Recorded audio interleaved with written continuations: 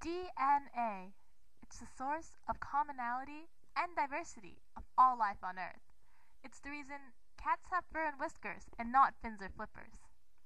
We learned so much about this molecule, about its building blocks, the nucleotides A, T, C, and G, how together they make your genetic code, and how a set of instructions determines its sequence and ultimately the specific development of a dog, cat, or human. We've learned how to read the genetic code, even sequence the entire human genome. Techniques in genetic engineering have allowed us to modify it and produce organisms with new and improved characteristics. But what about redesigning biological systems to perform a specific function? What about creating an entirely new genome? My name is Tiffany Hinksey, and today we're going to talk about synthetic biology. Synthetic biology takes an engineering perspective. Engineering seeks to standardize things, make them easier to work with and assemble. There's also a computer programming aspect. A software code made of ones and zeros is inserted into a computer to perform a specific task.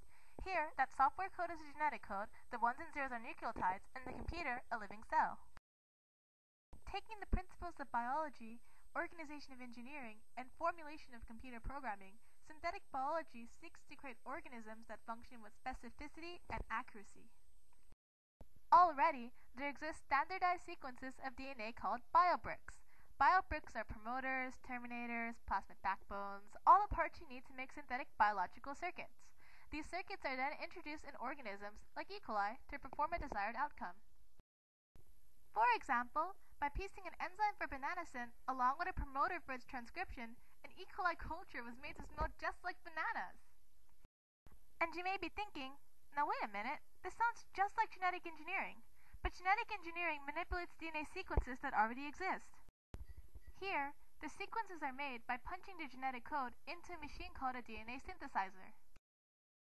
So, are there other applications of synthetic biology other than banana scent to E. coli cultures? Well, the answer to that is yes.